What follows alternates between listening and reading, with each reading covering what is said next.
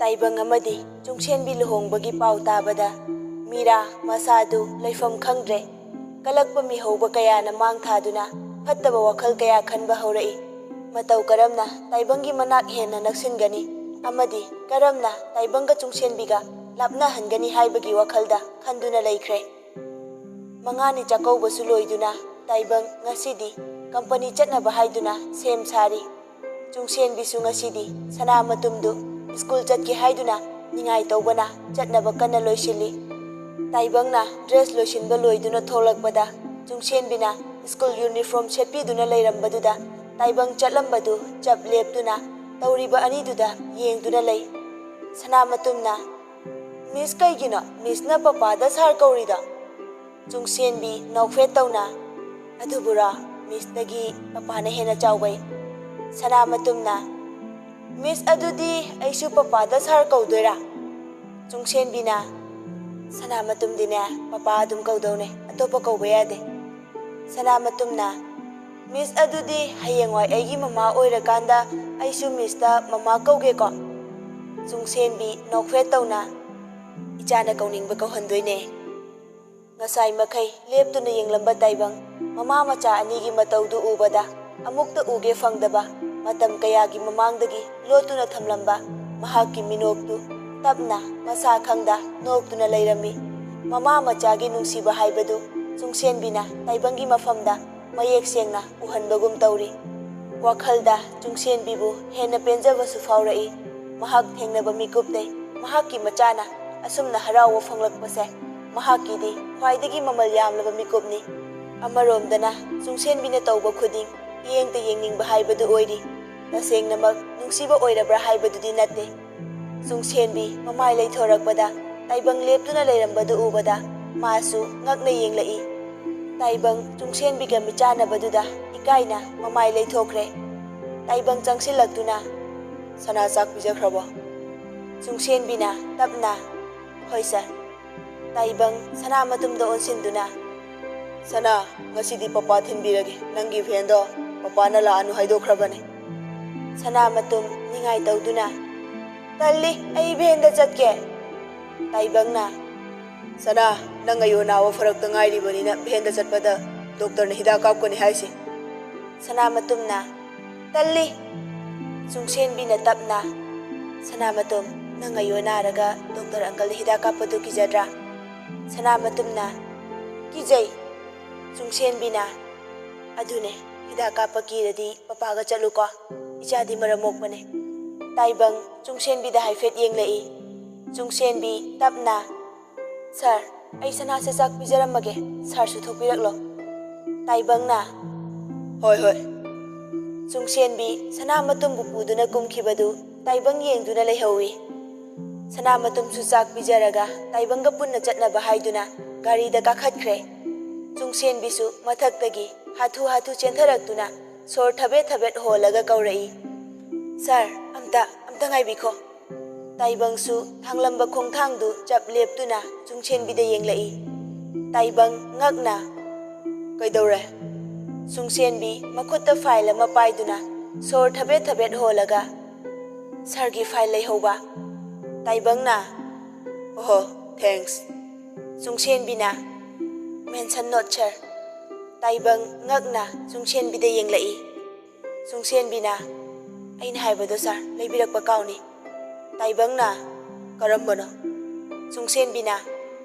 sanagi haibado Taibang handakti wa ngangdabi Chungsenbigi manak nakna changsilai Chungsenbisu Taibangna adumna changsilakpaduda ngakna tung haifet halli Taibang su mong hade Chungsenbigi lumangi saida pakliba sana matungi pencil makudu tapna lautorai aduga tapna makok sisu kaino dustbin oina uraba Chungsenbi mamit anidu lauthokduna Taibangda yengduna laikhre Taibang tapna Chungsenbida yenglaga horen sanagi firo leirakpada dustbin amaju yaurage wahaidu hairamlaga nokfet tawna Taibang thokre Chungsenbi haujikta maya karaga makhuttu mathanta mathabak mapada thami tapna kaino haujikidaba as mihulgase kadam chenkhrabano khangdremi ngasai degi matau yengliba asa khonglei thuna tholakduna ꯆꯨꯡꯁꯦꯟꯕꯤꯒꯤ ꯃꯅꯥꯛ ꯆꯪꯁꯤꯟꯗꯨꯅ ꯑꯥꯁꯥꯅ "ꯏꯕꯦꯝꯃ ꯃꯍꯥꯔꯥꯅꯤ." ꯆꯨꯡꯁꯦꯟꯕꯤ ꯉꯛꯅ "ꯀꯩ ꯍꯥꯏꯒꯦ ꯏꯃꯥ?" ꯑꯥꯁꯥꯅ "ꯀꯧꯕꯤꯔꯛꯀꯅꯨ, ꯂꯥꯏꯃ ꯅꯨꯡꯁꯤꯐꯝ ꯍꯦꯛ ꯈꯪꯗꯦ." ꯆꯨꯡꯁꯦꯟꯕꯤꯅ "ꯏꯃꯥ." ꯑꯥꯁꯥꯅ "ꯀꯩꯗꯧꯉꯩ ꯆꯠꯀꯦ ꯍꯥꯏꯕꯅꯣ ꯅꯪ?" ꯆꯨꯡꯁꯦꯟꯕꯤꯅ "ꯏꯃꯥ, ꯀꯩꯅꯣ ꯇꯥꯛꯄꯤꯔꯤꯕ ꯋꯥꯐꯝ ꯑꯁꯤꯕꯣ?" ꯑꯥꯁꯥꯅ "ꯍꯦ ꯏꯀꯥꯏ ꯈꯪꯗꯕꯤ, ꯂꯥꯏꯃ ꯏꯀꯥꯏ ꯈꯪꯗꯦꯗ ꯅꯪꯁꯦ ꯅꯌꯨꯝꯗꯒꯤ ꯐꯪꯉꯤ ꯏꯟꯊꯣꯔꯛꯂꯦ, ꯆꯦꯜꯂꯛꯄ ꯈꯁꯦ ꯖꯨꯒꯣꯠ ꯆꯥꯅ ꯆꯦꯜꯂꯛꯇꯦ, ꯅꯠꯇꯦꯅ ꯅꯪꯕꯨ ꯅꯨꯄꯥ ꯑꯃꯠꯇꯅ ꯄꯥꯝꯕꯤꯗ꯭ꯔꯕ ꯍꯥꯏ ꯋꯥꯅꯤ, ꯅꯨꯄꯤ ꯊꯤꯔꯕ ꯃꯆꯥ ꯂꯩꯔꯕ ꯅꯨꯄꯥꯁꯤ ꯅꯠꯇ꯭ꯔꯕꯗꯤ." ꯆꯨꯡꯁꯦꯟꯕꯤ ꯅꯣꯛꯐꯦꯠ ꯇꯧꯅ "ꯏꯃꯥ, ꯁꯕꯤꯅ ꯃꯃꯥ ꯅꯣꯛꯅꯕꯒꯤ ꯊꯕꯛꯁꯦ ꯇꯣꯛꯄ ꯌꯥꯔꯕꯖꯥꯠꯅꯤ. ꯏꯃꯥꯁꯨ ꯑꯩꯒꯨꯝꯅ ꯃꯆꯥ ꯂꯩ ꯈꯪꯂꯕ ꯄꯥꯕꯨꯡꯗ ꯏꯃꯨꯡ ꯑꯁꯤꯒꯤ ꯈꯟꯗꯨꯅ ꯂꯥꯛꯄꯒꯨꯝ ꯑꯩꯁꯨ ꯁꯥꯔꯒꯤꯗꯃꯛ ꯈꯟꯗꯨꯅ ꯂꯥꯛꯈꯤꯕꯅꯦ. ꯑꯗꯨꯒ ꯃꯇꯨꯡꯗ ꯑꯁꯤꯒꯨꯝꯕ ꯋꯥꯁꯦ ꯍꯧꯗꯣꯛꯅꯗꯕꯅ ꯍꯦꯟꯅ ꯐꯩ ꯍꯥꯏꯅ ꯈꯟꯖꯩ." ꯆꯨꯡꯁꯦꯟꯕꯤ ꯋꯥꯍꯩꯗꯨ ꯍꯥꯏꯔꯝꯂꯒ ꯏꯃꯨꯡ ꯆꯪꯈ꯭ꯔꯦ꯫ ꯑꯥꯁꯥ ꯆꯨꯡꯁꯦꯟꯕꯤꯗ ꯃꯊ꯭ꯋꯥꯏ ꯆꯥꯛꯅ ꯌꯦꯡꯂꯒ "ꯐꯩ, ꯈꯪꯅꯤ. ꯑꯩꯗꯤ ꯑꯩꯅ ꯈꯟꯈ꯭ꯔꯕꯗꯤ ꯂꯣꯏꯔꯦ. ꯀꯔꯤꯒꯨꯝꯕ ꯑꯩꯅ ꯅꯈꯣꯏ ꯑꯅꯤꯕꯨ ꯀꯥꯏꯅꯍꯟꯗꯨꯅ ꯂꯟ ꯊꯨꯝ ꯈꯨꯗꯤꯡꯃꯛ ꯑꯩꯒꯤ ꯏꯆꯥꯗ ꯑꯣꯏꯍꯟꯕ ꯍꯥꯏꯕꯁꯦ ꯑꯩꯒꯤ ꯂꯦꯡꯗ꯭ꯔꯕ ꯋꯥꯁꯛꯅꯤ. ꯑꯩꯁꯨ ꯑꯩꯅ ꯇꯧꯕ ꯉꯝꯕꯁꯤꯡꯗꯨ ꯎꯠꯇꯨꯅ ꯅꯪꯕꯨ ꯏꯃꯨꯡꯁꯤꯗꯒꯤ ꯑꯩꯅ ꯇꯥꯟꯊꯣꯛꯀꯅꯤ." ꯁꯣꯝꯗꯅ ꯃꯦꯝꯊꯣꯏ ꯃꯆꯥꯅꯨꯄꯥꯅ ꯅꯣꯡꯃ ꯅꯣꯡꯃꯒꯤ ꯐꯠꯇꯕ ꯉꯥꯎꯁꯤꯟꯅꯕ ꯑꯁꯨꯝ ꯍꯦꯜꯂꯛꯄꯁꯤꯗ ꯃꯊ꯭ꯋꯥꯏ ꯅꯨꯡꯉꯥꯏꯇꯅ ꯏꯃꯨꯡꯗ ꯀꯞꯂꯤ꯫ ꯃꯦꯘꯅ "ꯁꯤꯟꯈꯣꯗꯅ ꯑꯍꯩ ꯑꯄꯥ, ꯁꯥꯈꯣꯗꯅ ꯑꯁꯤꯟ ꯑꯔꯥꯡ ꯍꯩꯕꯤ ꯃꯃꯥꯅꯦ, ꯁꯥꯈꯣꯕ." ꯃꯦꯝꯊꯣꯏꯅ "ꯃꯣꯏ ꯁꯅꯦꯈ꯭ꯌꯥ, ꯍꯧꯖꯤꯛꯄꯨ ꯑꯩꯕꯨ ꯀꯩꯗꯧꯖꯧ ꯍꯥꯏꯕꯅꯣ?" ꯃꯦꯘꯅ "ꯍꯧꯖꯤꯛꯄꯨ ꯀꯩꯗꯧꯅꯤ ꯍꯥꯏꯕꯒꯦ? ꯅꯪꯅ ꯄꯥꯝꯖꯅ ꯑꯣꯏꯍꯟꯕ ꯅꯆꯥꯒꯤ ꯀꯨꯝꯍꯩꯁꯤ ꯌꯦꯡꯈꯣꯗꯅ. ꯃꯤꯒꯤ ꯃꯆꯥꯗꯤ ꯂꯥꯟꯗꯕ ꯑꯣꯏꯕꯅ ꯍꯧꯖꯤꯛꯇꯤ ꯅꯨꯡꯉꯥꯏꯅ ꯂꯩꯈ꯭ꯔꯦ. ꯑꯩꯗꯤ ꯍꯥꯟꯅ ꯊꯕꯛ ꯑꯗꯨ ꯇꯧꯗꯅꯕ ꯅꯪꯉꯣꯟꯗ ꯀꯌꯥꯔꯛ ꯍꯥꯏꯈꯤꯕ ꯑꯗꯨꯅꯤ." ꯃꯦꯝꯊꯣꯏꯅ "ꯑꯩꯒꯤ ꯏꯆꯥꯒꯤ ꯄꯨꯟꯁꯤꯅ ꯑꯁꯨꯝꯅ ꯑꯣꯜꯂꯛꯀꯅꯤ ꯍꯥꯏꯕꯗꯤ ꯑꯩꯅ ꯍꯥꯟꯅ ꯈꯪꯕ꯭ꯔꯣ?" ꯃꯦꯘ ꯃꯦꯝꯊꯣꯏꯗ ꯌꯦꯡꯂꯒ ꯁꯥꯎꯅ "ꯍꯩ ꯃꯃꯥ, ꯃꯆꯥꯁꯤꯡꯒꯤ ꯇꯨꯡꯒꯤ ꯂꯝꯕꯤ ꯁꯥꯟꯅ ꯎꯕ ꯉꯝꯕꯗꯤ ꯃꯃꯥ ꯃꯄꯥꯅꯤ ꯍꯥꯏꯅꯔꯤꯕꯅꯤ. ꯃꯈꯣꯏꯒꯤꯗꯃꯛ ꯑꯩꯈꯣꯏꯅ ꯑꯐꯕ ꯂꯝꯕꯤꯅꯤ ꯍꯥꯏꯗꯨꯅ ꯇꯥꯛꯂꯤꯕꯅꯤ.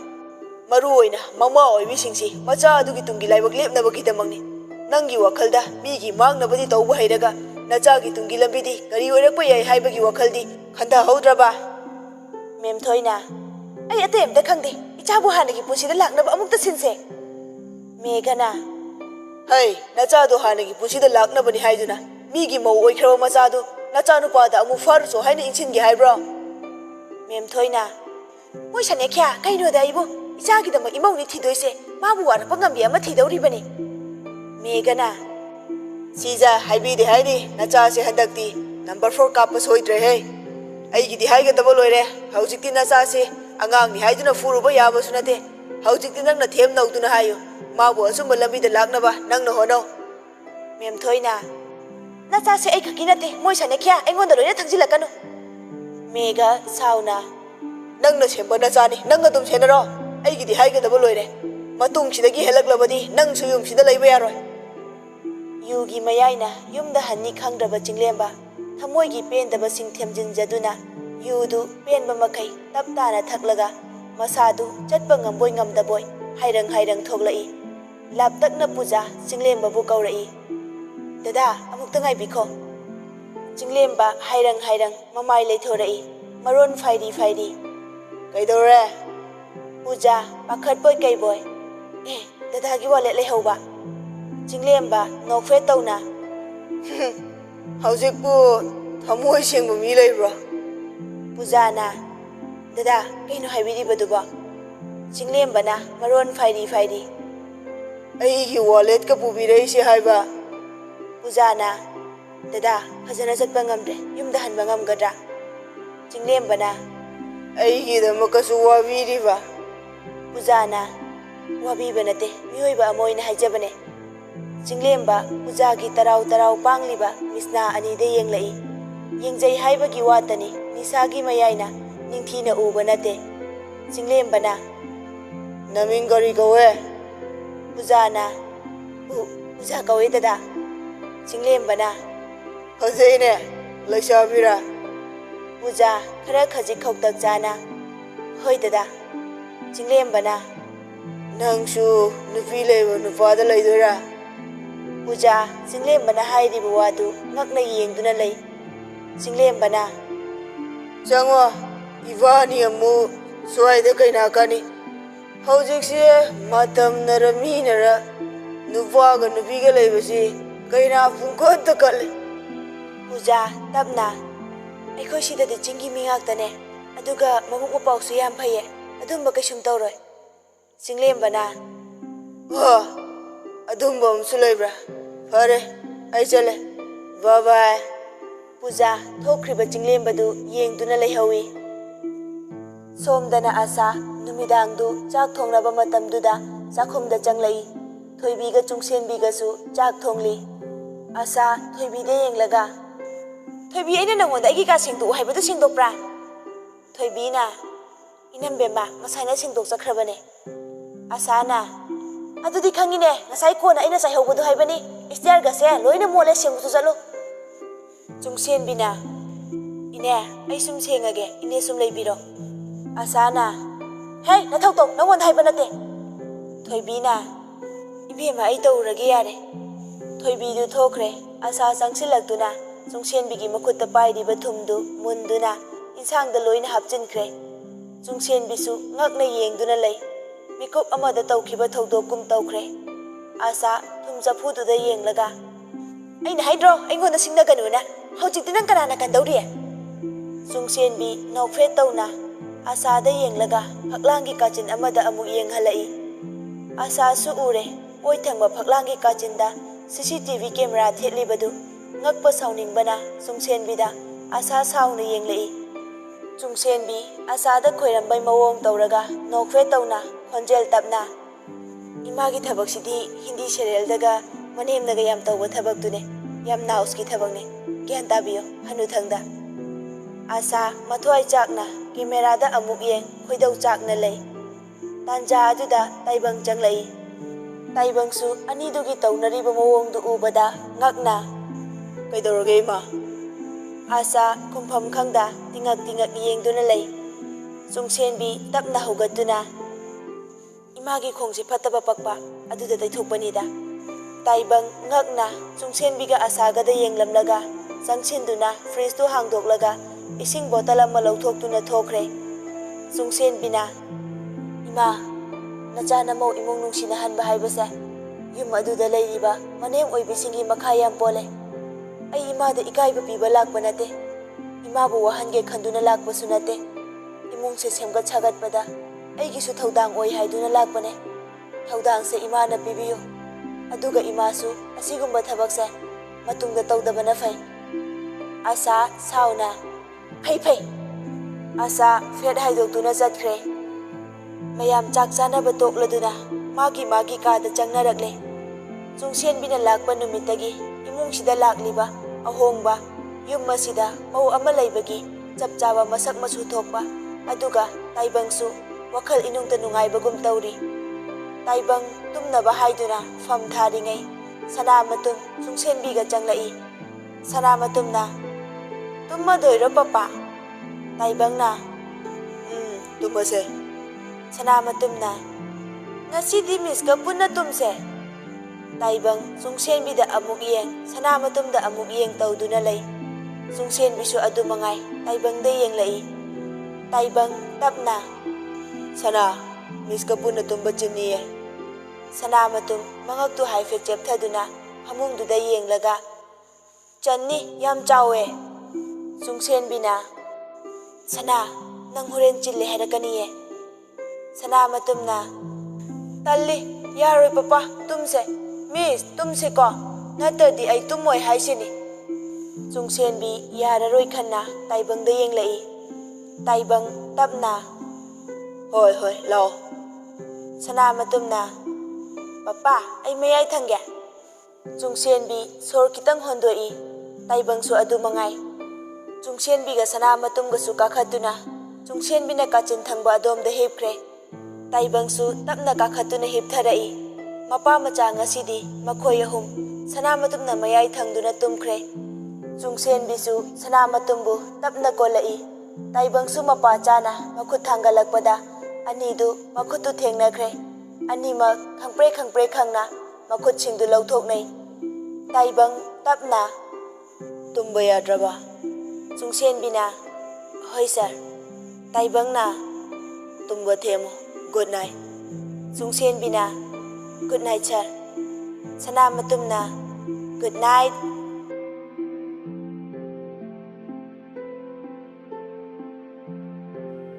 Matamgi khongchat kananasu thingba ngamde lepa leitana asum chatki haina haina taibang amasu chungsenbi luhongkhiba tha ama farakli telaba matam khara sida taibang masada ahongba kaya amadi lakli hana miraga makhoi anigi yumban mariga handaki chungsenbiga makhoi anigi yumban mariga aduki mati khenare mirana nupi ama oijarabasu nupi ama oina mau amagi sajajat pahaitabini aduga chungsenbina yumgi yumburembi asengbini mahaki mafamda taibangna mabu inthoktuna thamlabasu nungaitaba pumba losinduna maithongda momonta noktuna harauna leinaba hotnai taibangsu adumangai chungsenbina tawthorakpa khudingmak masada inungta nungaiba ipenda penjaba haibadu oiri masimakna taibangsu chungsenbigi manakta hena naksiningba haibadu oiri adubu thamoida chungsenbigi mafam ama pibadi ngamdri pीनब होनरक्प मिकुप्ता वखलग थमोइगा तत्तना खनरी अयुक्तगी breakfast लौरगा office चटखिबा ताइबंगदु नुमिदांग वाइरम योक्सिलक्प फावबा हलक्तबा अदुदा चुंगसेनबी मथ्वाइ खरदी वाजै कॉल तौदुना हंगदबसु मखोइ अनिगी नुंगी लेनरिबा मरी असिना चुंगसेनबी हंगबसु ngamjada तौदुना लै वखल कया अमसु खलई सरना अइबु सनामतुमगी किडनी डोनर नि हाइबा खंगलबा जाला हाना मांगजौना हाइरक्ति हाइदुना अइबु वरौलमलबदि कमदौबा हौजिकबु अइबु करमना वाफमसे हौदोकनी हाना हाइहौबसु नता हाइद्रगना करी कानबा अइना सारदगी पामलिबा नुसिबसे अइ फंगलकद्रा अइना वाफम असे हाइरुबदा सारना अइबु थाजबिगदबा लैत्रे अइ वाफम असे हाइररो तुमिन्ना लैख्रगे वाफम असे अइ हाइदबना फरे रिकी चुंगसेनबिना मंगदुना सोफादा फंबदु उरगा ngakna changsilakduna इदैमा कदरगे उंगलेरदि तामोदे हलक्त्रिये हौजिकपो थेंगेने ngasidi thaba kharasu yami hairame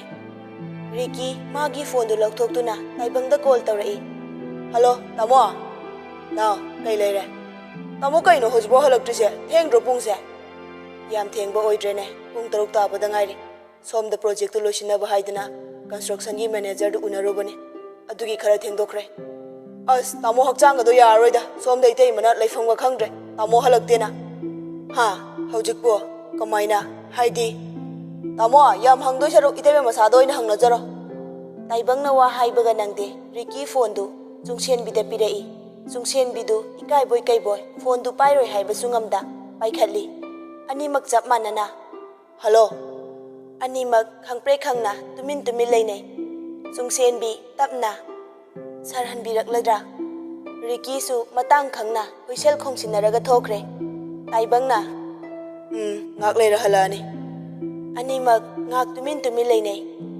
ताइबंगना सनादी चुंगसेनबिना सर लैये असोंदा पाबुंगा लेहवे पाबुंग हिदाकति पिजबा नत्रा पिजै हौजिक चाबा तुम्बा मतम नाइदबा हाइबाबु इमुंगसिदा सर खक ngaire अइगिदि थोइना खलुनुदा सर खंदबा या वाफम ओहेलबा ओहेनबदी ओहेनद्रि अदुबु ओहेलकपसु याना लै अदुदि अइना ngairisiना कनानो ताइबंग ngak तुमिन लै तपना चुंगसेनबी पुमनमकसे अइ ताइसिनदुना अपुनबा हाइबदु सेमगतपा ngamdre चुंगसेनबी तपना सर नुसिबदी थीगदबा नते थमोय अमा मसक खंगबदुने थमोय अमा खंगनबो होनबदा मतम चंगलबसु थमोयदुना पामलिबो नुसिबदा फंगलदि अकाइबा लैते ताइबंगना थमोयसे निंगाय यामना चावबा वखलना खल्लबसु थमोयगी निंगायदे अइ तौफम खंगदबा हाइबदो ओइरे चुंगसेनबिना अइ मतमदो ngaige सर अदुबु हौजिकिदि थेंगले हनबिरकलो सर ngasai lunch लौदे हाइना ताखुमैना तामे ताइबंग तपना मथंता सोली ताखुमैसिना हनु थंगदा मेसेंजर अपडेट तौसिलैसिना कई कानदब चुंगसेनबिना सरना नुसिबिबा नुसिबिदबा तोंगाना थमख्रगा सरगी केयर टेक केयर अमा ओइबगी हक्तुदि मंगहनबा पामजदे ताइबंगना अइ होरेन यौरकलगा हाइरके चुंगसेनबिना होय कॉल दु थमखिबगा चुंगसेनबी तपना वखल खलई सर अइ ngaige ko नंगी थमोइदुदा अइगी मफम अमा पिरकपा मतम दु फावबा अइ सारबु ngaige मतम चुपदा मीगी अफबा खनबा ngamdraba मसागी ngahaki apambana मीगी पुनसिबु ꯀꯔꯤꯁꯨ ꯂꯩꯅ ꯈꯟꯕ ꯉꯝꯗꯕ ꯈꯗ꯭ꯔꯥꯛꯄꯗꯨ ꯔꯘꯨꯒ ꯋꯥꯔꯤ ꯁꯥꯟꯅꯔꯤ꯫ ꯈꯗ꯭ꯔꯥꯛꯄꯅ ꯑꯩꯅ ꯈ꯭ꯋꯥꯏꯗꯒꯤ ꯅꯨꯡꯁꯤꯕꯤ ꯆꯨꯡꯁꯦꯟꯕꯤꯕꯨ ꯑꯩꯒꯤ ꯌꯦꯛꯅꯕꯒꯤ ꯅꯨꯄꯤ ꯑꯣꯏꯈ꯭ꯔꯕꯅꯤ꯫ ꯃꯁꯤꯗ ꯈꯗ꯭ꯔꯥꯛꯄ ꯑꯩꯅ ꯇꯨꯃꯤꯟꯅ ꯁꯨꯝ ꯌꯦꯡꯈꯤꯒꯗ꯭ꯔꯥ? ꯔꯘꯨꯅ ꯀꯩꯅꯣ ꯀꯣꯏꯗꯅ ꯂꯩꯔꯅꯨ, ꯍꯥꯏꯅꯤꯡꯕꯗ ꯁꯠ ꯍꯥꯏꯌꯨ꯫ ꯈꯗ꯭ꯔꯥꯛꯄꯅ ꯑꯩ ꯍꯧꯖꯤꯛ ꯆꯨꯡꯁꯦꯟꯕꯤꯕꯨ ꯑꯩꯒꯤ ꯑꯣꯏꯕ ꯄꯥꯝꯃꯦ꯫ ꯔꯘꯨꯅ ꯃꯇꯥ ꯀꯩꯅꯣ ꯋꯥ ꯑꯝꯇ ꯍꯥꯏꯒꯦꯅ꯫ ꯈꯗ꯭ꯔꯥꯛꯄꯅ ꯀꯩꯅꯣ ꯁꯠ ꯍꯥꯏꯌꯨ ꯅꯨꯄꯥ ꯃꯥꯟꯗꯕ꯫ ꯔꯘꯨꯅ ꯀꯩꯅꯣ ꯏꯇꯥꯎꯕꯤ, ꯃꯤꯒꯤ ꯂꯨꯈꯥꯛꯁꯦ ꯀꯌꯥꯝ ꯄꯥꯝꯕꯤꯒꯦ ꯂꯨꯈꯥꯛꯇ ꯈꯟꯕꯤꯔꯤꯁꯦ? ꯈꯗ꯭ꯔꯥꯛꯄ ꯁꯥꯎꯔꯞ ꯍꯦꯔꯥ ꯃꯇꯥꯎꯕꯤ, ꯍꯥꯏꯒꯦ ꯌꯥꯎꯅ ꯍꯥꯏꯕ ꯃꯥꯜꯂꯤ ꯃꯇꯥꯎꯕꯤꯒꯤꯁꯦ꯫ ꯔꯘꯨꯅ ꯍꯥꯏꯕ ꯅꯠꯇꯦ ꯃꯇꯥꯎꯕꯤ, ꯅꯨꯄꯤꯗꯣ ꯂꯧꯁꯤꯟꯕꯩ ꯃꯍꯨꯠ ꯇꯥꯏꯕꯪꯗꯣ ꯑꯩꯒꯁꯨ ꯌꯦꯛꯅꯕꯅꯤ, ꯃꯍꯥꯛꯁꯨ ꯌꯥꯎꯅ ꯃꯥꯡꯍꯟꯕꯅ ꯆꯨꯝꯂꯣꯏꯗ꯭ꯔꯥ? ꯈꯗ꯭ꯔꯥꯛꯄ ꯋꯥꯈꯜ ꯈꯜꯂꯒ ꯌꯥꯏꯅꯦ ꯑꯗꯨꯁꯨ꯫ ꯔꯘꯨꯅ ꯃꯍꯥꯛꯅ ꯊꯕꯛ ꯊꯧꯔꯝ ꯈꯨꯗꯤꯡꯗ ꯑꯩꯈꯣꯏꯕꯨ ꯅꯝꯊꯔꯛꯏ, ꯃꯥ ꯑꯩꯈꯣꯏꯕꯨ ꯁꯤꯡꯅꯔꯛꯄꯅꯤ꯫ ꯈꯗ꯭ꯔꯥꯛꯄꯅ ꯆꯨꯝꯃꯦ, ꯐꯔꯦ, ꯑꯩ ꯈꯗ꯭ꯔꯥꯛꯄꯅꯤ, ꯑꯩꯉꯣꯟꯗ ꯁꯤꯡꯅꯔꯛꯄ ꯈꯨꯗꯤꯡꯃꯛ ꯑꯩꯅ ꯂꯦꯝꯅ ꯑꯃꯠꯇ ꯊꯥꯔꯣꯏ꯫ ꯑꯗꯨꯒ ꯆꯨꯡꯁꯦꯟꯕꯤꯕꯨ ꯂꯨꯈꯥꯛ ꯑꯣꯏꯒꯦꯔꯥ ꯑꯣꯏꯔꯣꯏꯔꯥ ꯑꯩꯒꯤ ꯁꯣꯏꯗ꯭ꯔꯕꯅꯤ꯫ ꯔꯘꯨꯅ ꯅꯨꯡꯉꯥꯏꯔꯤꯅꯦ ꯑꯗꯨꯗꯤ, ꯍꯣꯔꯦꯟꯗꯤ ꯍꯩꯅꯕꯤꯗꯨ ꯆꯠꯂꯨꯁꯦ, ꯅꯍꯥꯟꯒꯤꯗꯣ ꯑꯩ ꯄꯦꯜꯍꯧꯗꯦ꯫ ꯈꯗ꯭ꯔꯥꯛꯄꯅ ꯅꯪꯅꯕꯨ ꯑꯩꯒꯤ ꯊꯕꯛꯁꯤꯗ ꯃꯥꯏ ꯄꯥꯛꯍꯜꯂꯕ ꯑꯩ ꯅꯪꯅ ꯄꯥꯝꯕ ꯃꯁꯤꯡ ꯄꯤꯒꯅꯤ, ꯅꯪꯕꯨ ꯄꯦꯜꯍꯟꯒꯅꯤ꯫ ꯑꯅꯤꯗꯨ ꯌꯦꯡꯅꯔꯒ ꯄꯦꯟꯅ ꯅꯣꯛꯂꯛꯏ꯫ ꯉꯁꯤꯗꯤ ꯁꯟꯗꯦꯅꯤ ꯍꯥꯏꯗꯨꯅ ꯆꯨꯡꯁꯦꯟꯕꯤ ꯇꯥꯏꯕꯪꯒꯤ ꯀꯞꯕꯣꯔꯗꯇꯨ ꯍꯥꯡꯗꯣꯛꯇꯨꯅ ꯐꯤꯔꯣꯜ ꯁꯨꯅꯕ ꯊꯤꯔꯤ꯫ ꯇꯥꯏꯕꯪꯁꯨ ꯇꯥꯟꯖꯥ ꯆꯥꯅ ꯀꯥꯗ ꯆꯪꯂꯛꯏ꯫ ꯆꯨꯡꯁꯦꯟꯕꯤꯅ ꯃꯥꯒꯤ ꯀꯞꯕꯣꯔꯗ ꯍꯥꯡꯕꯗꯨ ꯎꯔꯒ ꯆꯦꯟꯁꯤꯜꯂꯛꯏ, ꯑꯗꯨꯒ ꯀꯞꯕꯣꯔꯗꯀꯤ ꯃꯃꯥꯡꯗ ꯂꯦꯞꯁꯤꯜꯂꯛꯏ꯫ ꯆꯨꯡꯁꯦꯟꯕꯤꯁꯨ ꯀꯨꯏꯅ ꯂꯩꯔꯕ ꯑꯣꯏꯕꯅ ꯇꯥꯏꯕꯪꯗ ꯀꯥ ꯍꯦꯟꯅ ꯀꯣꯏꯕ ꯍꯥꯏꯕꯗꯨꯗꯤ ꯑꯣꯏꯗ꯭ꯔꯦ꯫ ꯇꯥꯏꯕꯪꯁꯨ ꯑꯗꯨꯃꯉꯥꯏ꯫ ꯆꯨꯡꯁꯦꯟꯕꯤ ꯉꯛꯅ ꯀꯩꯗꯧꯔꯒꯦ ꯁꯥꯔ? ꯇꯥꯏꯕꯪꯅ ꯀꯩꯗꯧꯒꯦ ꯍꯥꯏꯅꯣ, ꯑꯩꯒꯤ ꯄꯔꯃꯤꯁꯟ ꯌꯥꯎꯗꯅ ꯑꯩꯒꯤ ꯀꯞꯕꯣꯔꯗ ꯍꯥꯡꯂꯤꯁꯦ? ꯆꯨꯡꯁꯦꯟꯕꯤꯅ ꯁꯥꯔꯒꯤ ꯀꯔꯤ ꯑꯔꯣꯟꯕ ꯇꯧꯒꯦ ꯑꯃꯨꯛ ꯑꯌꯥꯕ ꯂꯧꯅꯗꯣꯏꯁꯦ? ꯇꯥꯏꯕꯪꯅ ꯌꯥꯗꯦ ꯑꯗꯨꯏꯁꯨ꯫ ꯆꯨꯡꯁꯦꯟꯕꯤ ꯆꯪꯁꯤꯜꯂꯛꯇꯨꯅ ꯇꯥꯏꯕꯪꯕꯨ ꯏꯟꯊꯣꯔꯛꯏ꯫ ꯁꯥꯔ, ꯑꯁ ꯍꯟꯗꯣꯛꯑꯣ, ꯑꯩ ꯐꯤ ꯁꯨꯅꯕ ꯊꯤꯔꯤꯅꯤ꯫ ꯇꯥꯏꯕꯪꯅ ꯌꯥꯔꯣꯏ ꯍꯥꯏꯕꯅꯤ꯫ ꯆꯨꯡꯁꯦꯟꯕꯤ ꯇꯥꯏꯕꯪꯗ ꯍꯥꯏꯐꯦꯠ ꯐꯩꯅ ꯌꯦꯡꯂꯒ ꯁꯥꯔ, ꯇꯥꯏꯕꯪ ꯇꯞꯅ ꯂꯣꯏ ꯎꯔꯝꯗꯅ꯫ ꯆꯨꯡꯁꯦꯟꯕꯤꯅ ꯉꯁꯥꯏ ꯎꯖꯔꯦ, ꯂꯣꯠꯄꯤꯒ ꯇꯧꯋꯦ ꯏꯍꯟ ꯍꯟꯅꯨꯒꯩ꯫ ꯇꯥꯏꯕꯪꯅ ꯍꯅꯨꯕꯗꯤ ꯍꯥꯏꯅꯨ, ꯑꯩꯁꯦ ꯍꯧꯖꯤꯛ ꯆꯍꯤ 34 ꯈꯛ ꯉꯥꯏꯔꯤꯕꯅꯤ꯫ ꯆꯨꯡꯁꯦꯟꯕꯤ ꯅꯣꯛꯂꯒ ꯑꯗꯨꯗꯤ ꯕꯨꯡꯉꯣ ꯃꯆꯥ꯫ ꯇꯥꯏꯕꯪꯅ ꯅꯪ ꯂꯧꯅꯤꯡꯉꯤ ꯐꯤꯗꯣ ꯑꯩ ꯄꯤꯒꯦ꯫ ꯆꯨꯡꯁꯦꯟꯕꯤꯅ ꯍꯣꯏ꯫ ꯇꯥꯏꯕꯪ ꯃꯃꯥꯏꯗꯨ ꯀꯞꯕꯣꯔꯗꯇ ꯑꯣꯟꯁꯤꯟꯗꯨꯅ ꯆꯨꯡꯁꯦꯟꯕꯤꯒꯤ ꯃꯥꯡꯗ ꯂꯦꯞꯂꯒ ꯋꯥꯡ ꯆꯥꯎꯈ꯭ꯔꯕ ꯃꯥꯅ ꯈꯟꯖꯤꯟꯗꯨꯅ ꯐꯤꯔꯣꯜ ꯂꯧꯊꯣꯔꯛꯏ꯫ ꯆꯨꯡꯁꯦꯟꯕꯤꯁꯨ ꯍꯪꯒꯦ ꯌꯥꯎꯅ ꯍꯪꯂꯛꯏ, ꯁꯥꯔꯅ ꯌꯥꯝ ꯆꯦꯛꯁꯤꯟꯅ ꯂꯣꯠꯂꯤꯕ ꯄꯣꯠꯁꯤ ꯃꯄꯨ ꯈꯪꯕ ꯌꯥꯔꯣꯏꯗ꯭ꯔꯣ? ꯇꯥꯏꯕꯪ ꯐꯤꯔꯣꯜꯁꯤꯡꯗꯨ ꯆꯨꯡꯁꯦꯟꯕꯤꯗ ꯄꯤꯔꯛꯂꯒ ꯍꯥꯏꯐꯦꯠ ꯏꯀꯥꯏꯔꯞ ꯇꯧꯅ ꯀꯣꯟꯅ ꯈꯪꯉꯨ꯫ ꯆꯨꯡꯁꯦꯟꯕꯤ ꯅꯣꯛꯐꯦꯠ ꯇꯧꯅ ꯑꯩꯁꯨ ꯄꯦꯀꯤꯡ ꯇꯧꯕ ꯃꯊꯛꯇ ꯃꯃꯤꯡ ꯊꯥꯕꯗꯨ ꯎꯖꯔꯦ꯫ ꯋꯥꯍꯩꯗꯨ ꯍꯥꯏꯔꯝꯂꯒ ꯆꯨꯡꯁꯦꯟꯕꯤ ꯕꯥꯊꯔꯨꯝꯗ ꯆꯪꯈ꯭ꯔꯦ꯫ ꯇꯥꯏꯕꯪꯅ ꯇꯥꯏꯕꯪ ꯍꯧꯖꯤꯛꯇ ꯆꯨꯡꯁꯦꯟꯕꯤꯒꯤ ꯃꯇꯧꯗꯨꯗ ꯅꯣꯛꯂꯛꯏ꯫ ꯇꯥꯟꯖꯥ ꯑꯗꯨꯗ ꯈꯣꯃꯩ ꯇꯥꯏꯕꯪꯗ ꯀꯣꯜ ꯇꯧꯔꯛꯏ꯫ ꯁꯥꯔ, ꯀꯩꯗꯧꯔꯦ ꯇꯥꯃꯩ?